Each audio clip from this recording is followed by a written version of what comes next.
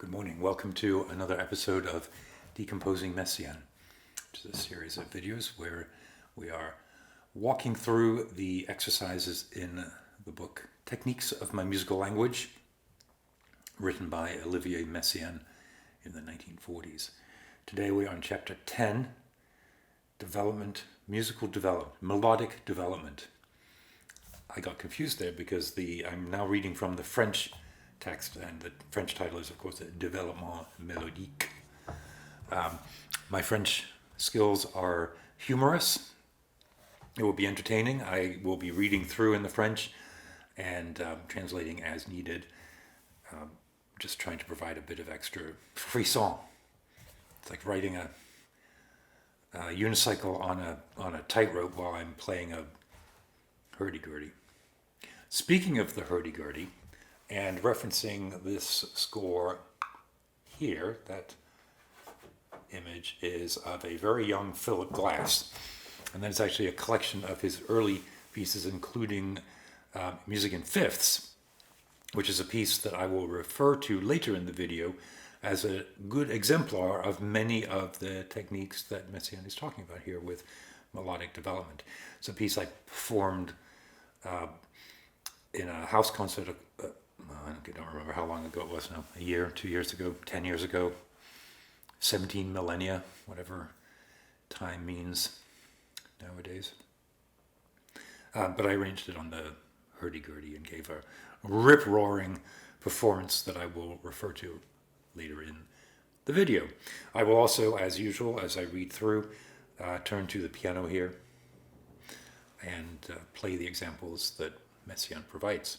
So you will hear French, poorly spoken and reasonably translated. You will hear examples moderately played, depending on how difficult they are. And then as inspiration hits, I might improvise some examples at the keyboard to kind of build out on some of these ideas as well. And then at the end, those of you who stick through to the end, brave souls, will get to hear some Phillip Glass on the hurdy-gurdy. So, chapter 10, Développement Melodique. Oh, one other thing before I go much further. Those of you who are attentive to these kinds of details might notice that it's a little darker than usual. It's because it's much earlier in the morning than usual. The further subset of you who are following me on my podcast will recognize that this is the time of day when I usually record and release a podcast. I wake up early, I do my meditation, I do a bit of writing, and then a couple days a week, a couple mornings, I record a podcast and put it out there, which is usually around, by that time, around 5 a.m., 5:30 in the morning, which is what time it is now, except it is a Saturday, so I'm not rushed now to get to my job, which nowadays is just at the desk back there as I log into my laptop. But it's a different, it's an experiment in time management, right? I want to get these videos out every other week, and in my mind, I do them on Friday afternoons after I finish a week of work. But the reality is that that's when I just want to sit down and pour a nice big glass of bourbon. Wild Turkey 101 for those of you who are interested. That is my bourbon of choice. Today, right now, of course, because it's 5:30 in the morning, I have coffee.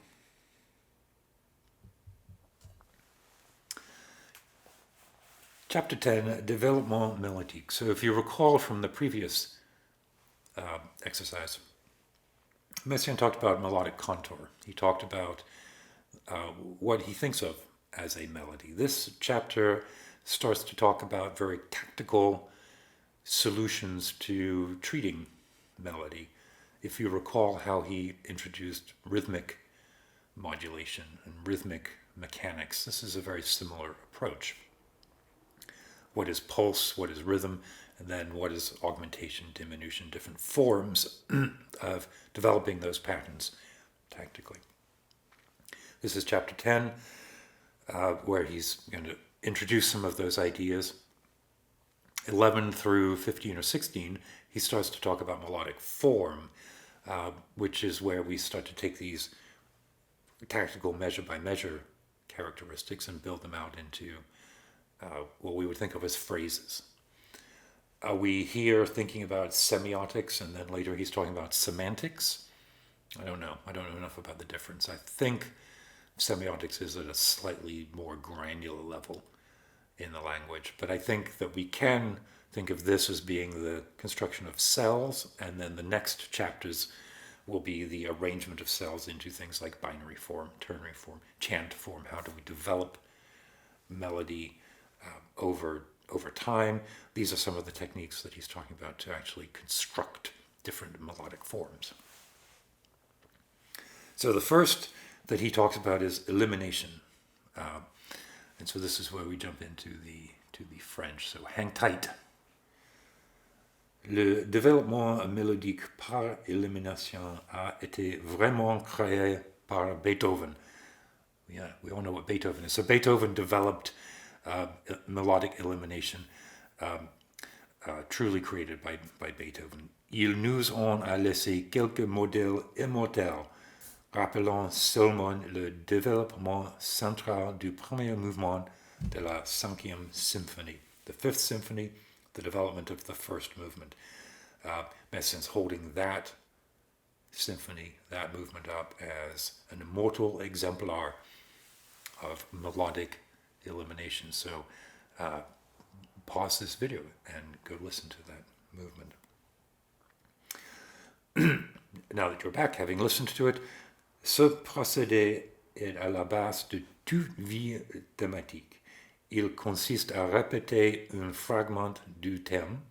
See, even with this terrible French, it's pretty clear what I'm saying, right? There's a fragment of a theme that is repeated en lui enlevant successivement une partie de ses notes. Enlever is to take out, right? Taking out successively parts of those notes, jusqu'à concentration sur lui-même, réduction à un état schématique et contracté de lutte, de crise. Until you have this distillation, concentration sur lui-même, a concentration in itself. I am going to have to look up the word lutte, L-U-T-T-E. Lutte is struggle or fight, and crise, of course, is climax, crisis. A better YouTuber would have looked up all of these words ahead of time, but I was thinking it would be engaging to have you part of the process. So as you take out notes from the theme and reduce it, you end up with this sort of enhancement of emotion, struggle, sense of struggle, which certainly fits with Beethoven. Vincent D'indy a fort bien expliqué cela dans son cours de composition musicale. Okay, now I'm going to take a pause here and talk about Vincent D'indy, composer I don't really know very well, but Messiaen is highlighting a book that he wrote, the Cours de Composition Musicale, and I thought, what's that? I should look at that. If it's important enough for Messiaen to highlight, to reference in his chapters, in this chapter, I want to see what it is. So, Vincent D'indy, a French composer, perhaps 50 years earlier than Messiaen. Messiaen's writing his book in 1940-something. D'indy wrote his course in musical composition 50 years earlier, I think, the late 1890s or perhaps 1900-something, right? So 2 generations earlier than Messiaen. D'indy himself was a famous, prolific, successful composer whose music I know nothing about. I do know that he studied with César Franck and was definitely part of that French romantic tradition that was very influenced by Wagner and performances of Wagner that D'indy would have seen at Bayreuth. In that sense, he is very different from Messiaen. Messiaen, who is drawn to Wagner, particularly the Tristan opera, and Messiaen will use Tristan and the Tristan myth. The Tristan idea is enormously important to Messiaen's music. The Tristan chord and the Wagnerian style is something that Messiaen taught and deeply invested in, but not necessarily a compositional reference for him. So Vincent D'indy, a couple generations earlier than Messiaen, and he wrote what is actually a 3-volume book, A Course in Musical Composition. So I looked this up. It's available online. I'll put a link into the show notes if you want to go and check it out yourself. It's also only available in French. But I was able to ascertain a couple of details about the book as I skimmed through it. The first is that it is set up in a way that's very similar to how Messiaen is looking at his book. It's very much a book of technique. And in fact, D'indy organizes his book around rhythm, melody, and then harmony. Again, very much the same way that Messiaen has set his book up. Now, D'indy introduces his book as the evolution of art, capital A, art. This sort of aesthetic milieu exists above and beyond the individual artworks. Now, Messiaen is writing his text and his music also with a structure that resides behind and around and within the music. But as we've talked about, that's a very spiritual, liturgical piece. So whereas D'indy is writing about the techniques of creating an aesthetic experience that abides self-sustaining, Messiaen is writing about techniques that create a self-sustaining spiritual world. So the framework is very similar, even though the output and artifacts are quite different.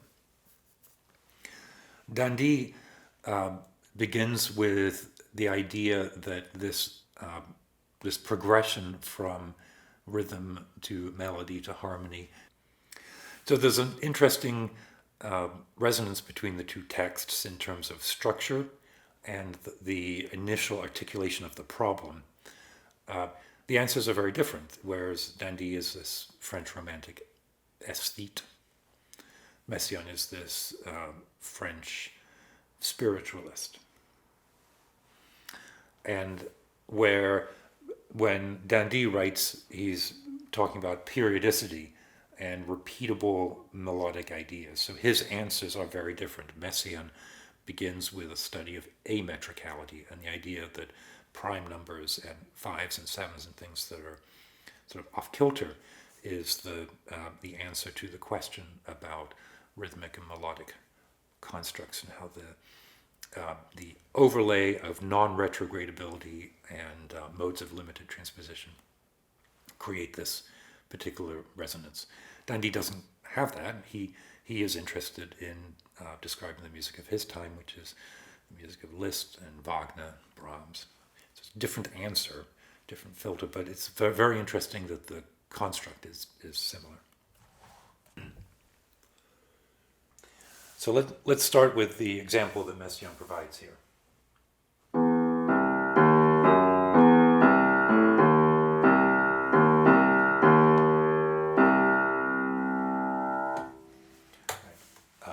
From his piece.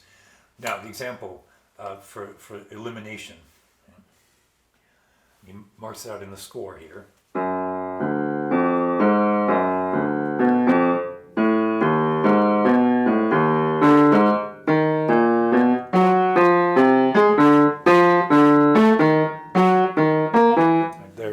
You can hear he's taken the original theme and now this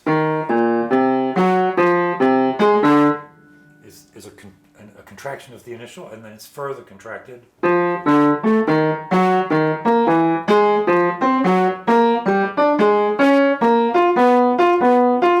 then the final reduction is just to this. So we've started with the full theme.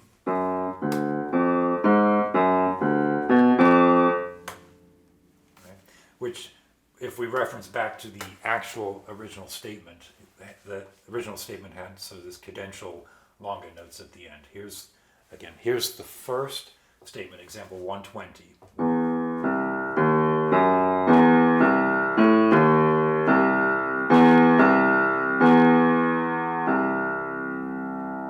So the first thing that's removed is that sort of tail end of the dotted quarters, and we get the.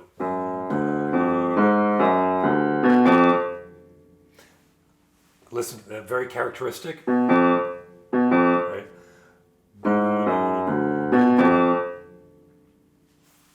Also the augmented, descending augmented fourth for the cadence at the end of the melody. And then that's further reduced, as you heard, to. In this section, of course, he's also running a sequence where the notes begin on the D, E flat, E natural, F sharp.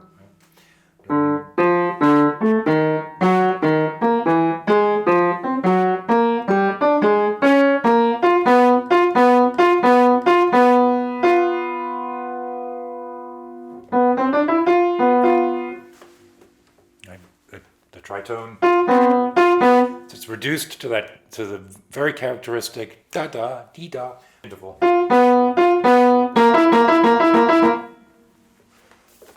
So that's the principle of elimination. It's very, very basic in some ways. You have a longer melody, and you take off a little bit, and then you focus on a bit that you like, and you do that again and again and again.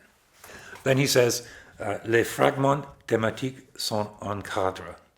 The thematic fragments are, en cadre is like framed or consolidated somehow, incorporated together.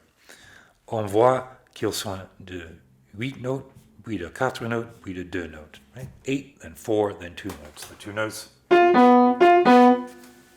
Par la suite, le thème se coupe en deux. Coupe en deux means cut into 2. So by the end of the piece, the theme is cut into 2. And then example 122, we hear the theme returning in this sort of grand form. So with that process of elimination, then the actual climax, when you hear the theme come back in this very grand form, it's a really remarkable moment.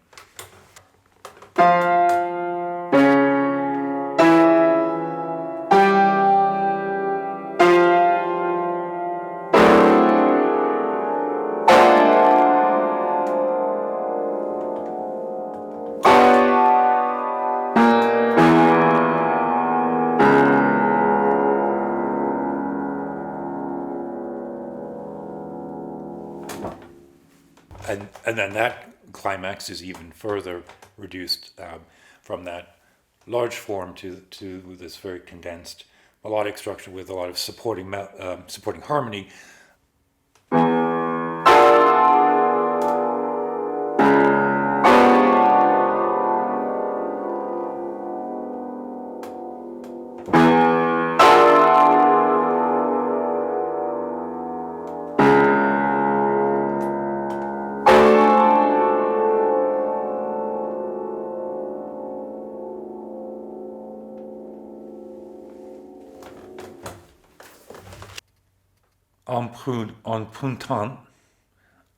Empruntant, borrows, says Armini, l'accord de la résonance, voir chapitre 14. So in chapter 14, which will be probably 6 weeks from today if I stay on schedule, we'll talk about the harmony that was used in there. And then he makes a note, l'amplification est le procédé exactement inverse du précédent. So if he's talked about elimination, amplification is the same. If we had started with the third example and then gone back to the first, we would have the inverse of elimination. I get the feeling like elimination is a much more dramatic sense, right? You become familiar with something, you lose something, it becomes more condensed and more motivic, more direct. But if you think about music, like Brahms, maybe, where the cells are constantly circling in these different contexts and develop into these larger things. Maybe this is a gross oversimplification, so comments welcome. Beethoven, a master of elimination and reduction, Brahms, a master of cellular augmentation. So the second technique then is interversion des notes. Interversion is, right, of course, interversion, of course, is transposition. And the example it gives is one that we heard before in the early the chapter about melodic contour.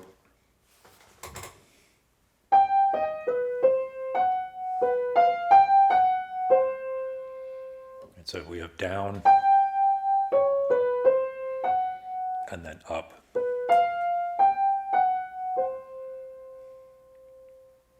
So this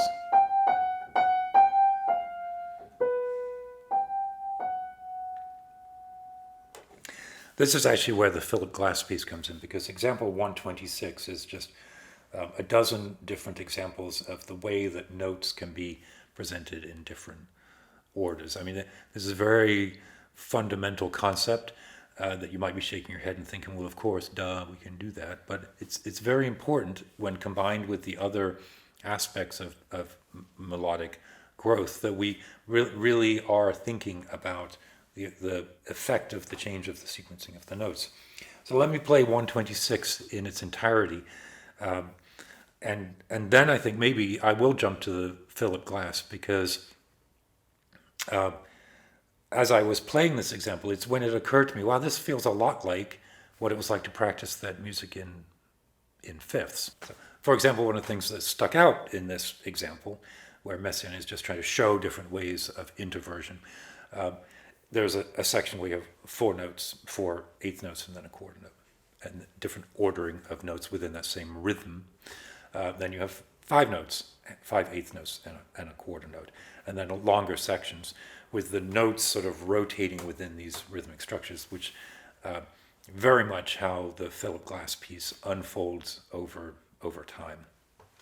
So let me play this example in its entirety, and then we'll come back and we'll talk a little bit about Phillip Glass and see if that really does fit in or not.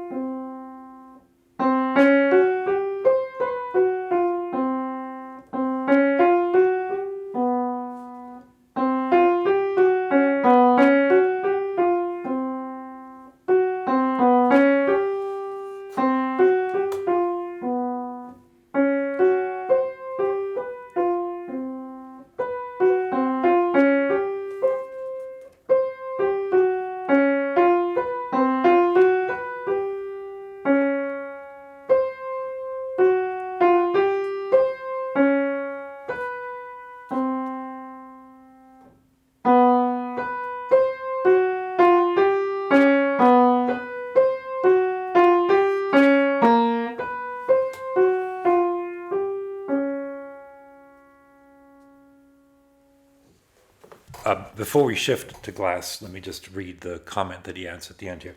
On pourrait multiplier les combinaisons. You can, of course, multiply the combinations. Remarquant dans les deux dernières les valeurs ajoutées aux croix et les chutes allongées par l'ajout de points en A, B, et C. So that last line, which I'm sure you heard as I was playing, you can see the rhythmic addition at the cross. Let me play that last line again, and we can listen to it. So whereas before it was very even eighth notes and quarter notes, then at the end he sort of shimmers it up a little bit. That's the first one.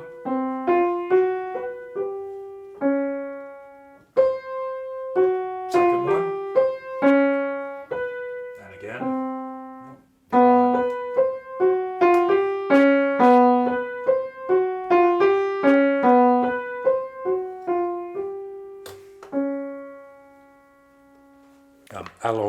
allongé is, of course, to lengthen, but I have to look up what shoot.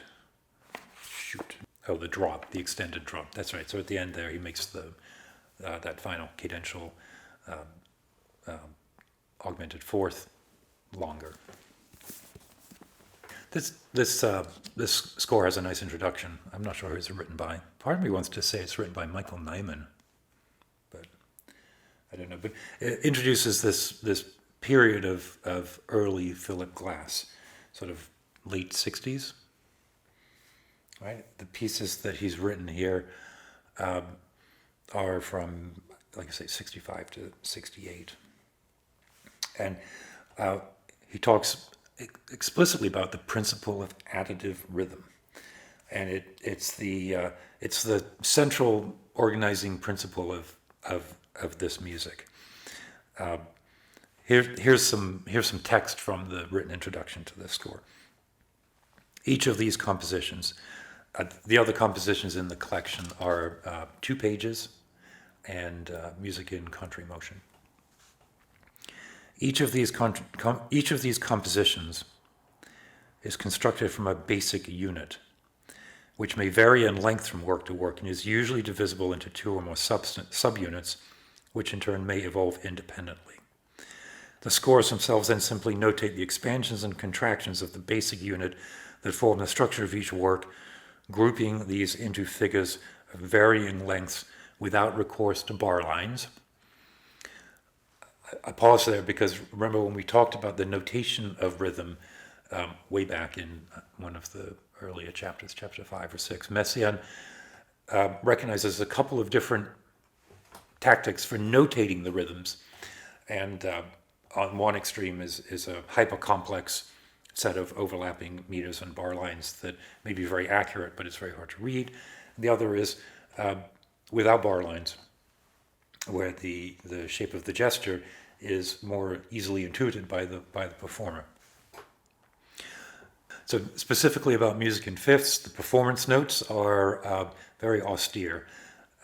The Phillip Glass Ensemble played these, there's 2 parts, they're arranged in fifths, hence the title, played them in octaves, and they played them at a loud, consistent dynamic, which is very important to the driving aesthetic nature of it. It sort of reduces the immediately emotional performative aspect of it. Now, in my performance in the Hurdy Gurdy, I maybe begin with that, but I certainly lose it at a certain point. I just get really hepped up. One of my strings breaks. It's very dramatic. Then the evolution of the music is this small cell that gradually gets longer and longer, and it gets longer and longer by the interstitial addition of notes within the pattern. Very much how like Messiaen is talking about, and because of the addition of these notes, then the rhythmic affect of the piece evolves in a very complex way, far more complex than you would think if you just looked at the score, which is simply a bunch of 16th notes. It's as complex in its patterning as the Messiaen is. It's just created in a different way. It's created with this sort of consistent, austere, reductive instrumentation that then different things poke out within there. The piece has 35 sections, each to be repeated a certain number of times. I think in my performance I ended up playing them all twice, but the decision about how many times each section is performed or played is something you have to make ahead of time, and then you have to stick to it. So I'm going to pick from like at the beginning, the middle, and the end a couple of examples, and you won't hear the nice true evolution of the piece, but you'll get an idea of how things unfold.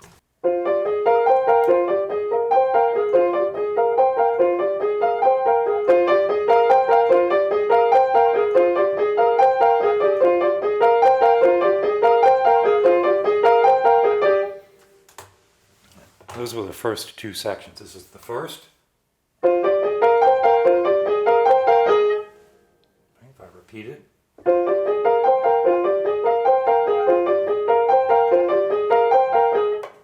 Then the second section. He's added in, so it's the same, except in the end he adds in.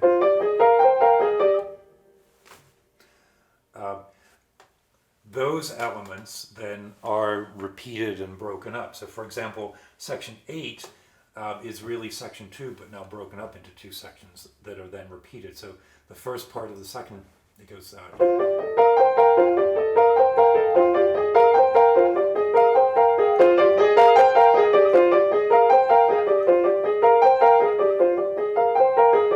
And that's an organizing principle through the opening part of the piece, the first 20 or so. This basic da-dee-da-da-dee-da-da-da that's introduced in the second section becomes its own unit that in the 8th section is repeated 4 times, in the 9th section is repeated 5, then 6, then 7, then 8 in the 12th, and then that's the last time that you hear it from section 14. There's a real change in the way that you feel the music. So let me play section 12, 13, and then 14 and 15, so you can hear how it sounds. Repeat. 2, 3, 4, 5, 6, 7, 8, and now.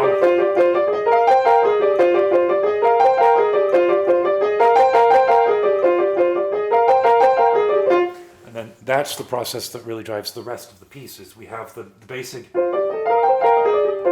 going up, but then he intersects, or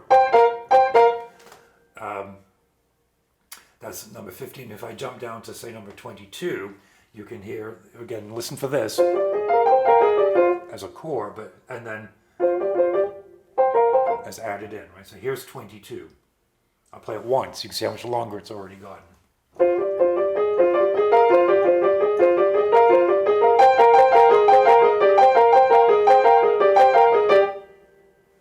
Right?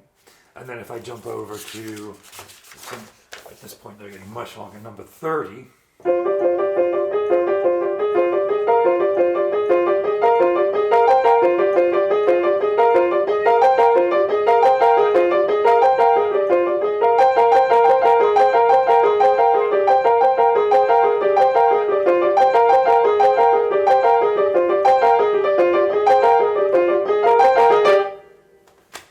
Number 30. You can imagine churning away on the Hurdy Gurdy. I'll put a link to the full video, and perhaps I'll interject some sections as I'm playing. I haven't decided yet how I'll put that in. But then the last section, number 35, right? Yep, number 35.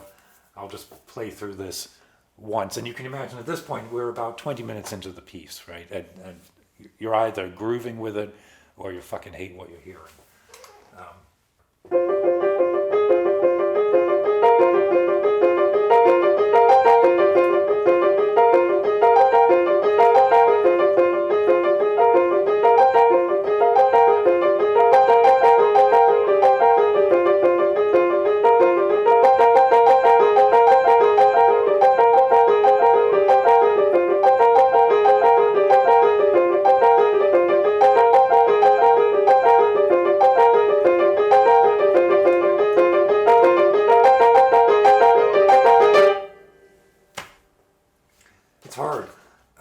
Let me just jump back to number 28, because for some reason this was really difficult to play.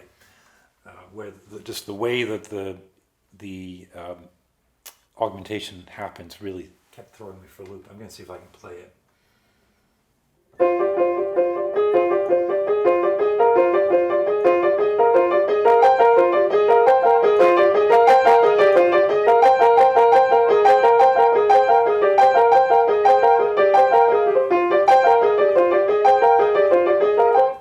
This section here where it goes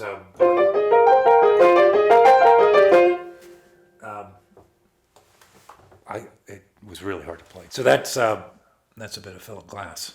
I hope you can see the connection. I particularly like that style of Phillip Glass music. I think it's so precise, and with the precision, like it's really easy to play it with romance and a lot of really accentuating syncopation with deliberate accents.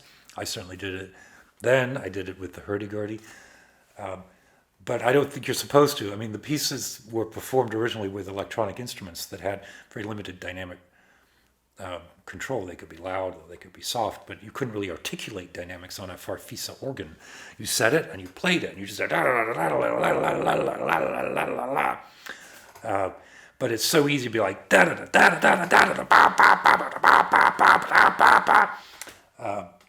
just don't, that's how I play it, and I don't think it's how it's meant.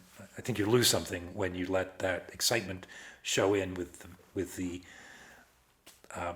orchestrated accentuations. Right? It's a lot harder to just play it disciplined and mechanical, but when you do, the impact is this glorious sort of, it's so good.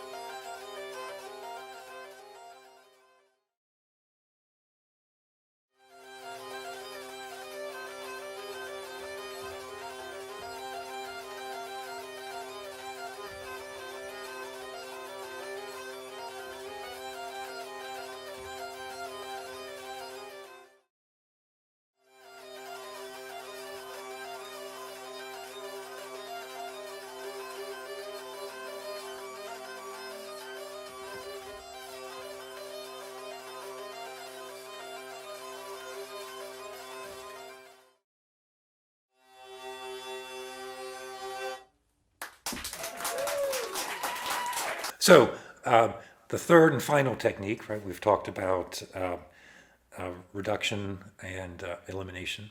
We've talked about interversion, right?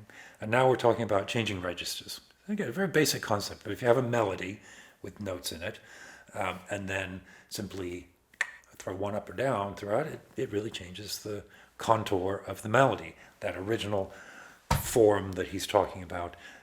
The gravity of it changes, right? It's like getting one of those objects that can balance in one very precise way. If you change the weight of it, it balances in another very precise way, but only that one way. And changing the register kind of does the same thing. He says, Alban Berg a usé de ce procédé dans la suite logique.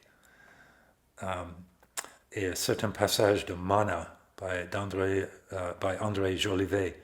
Jolivet, a composer I really want to get to know more of. In fact, I'm going to make a note to look at that piece and maybe come back and talk about it.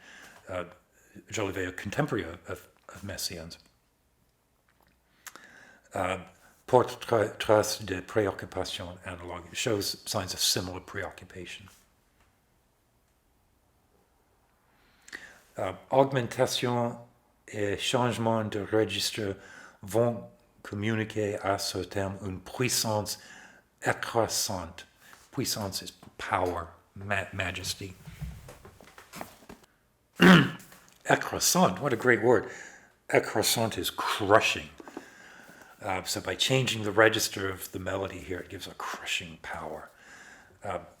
This is from Danse de la Fureur pour les sept trompettes, which is from the Quartet.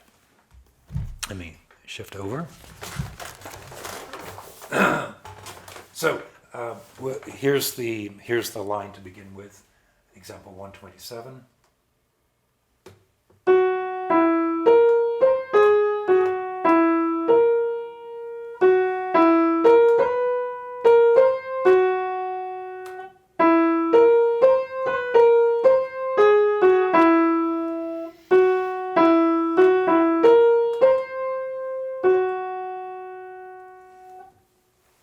So many characteristic elements of Messiaen in that melody, right? The descending,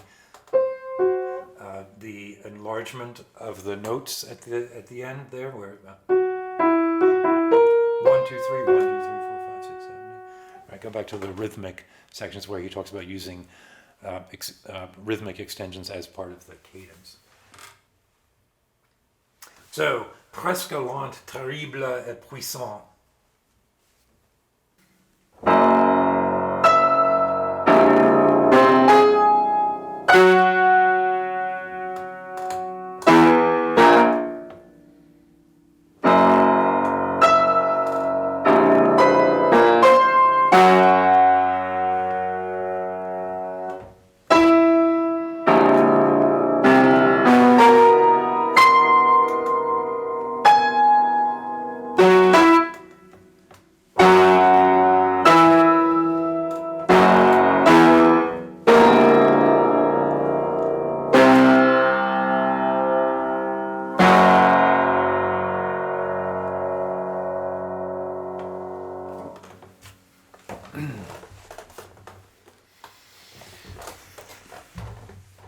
All right.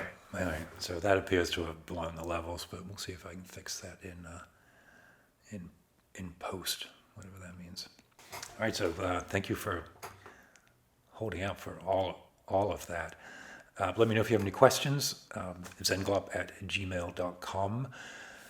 Comments below, of course, and if you've made it this far, you've got to subscribe. I mean, there's nothing else for it. These come out every couple of weeks. There's other stuff on the channel, and check out the podcast. In the meantime, keep your wits about you, and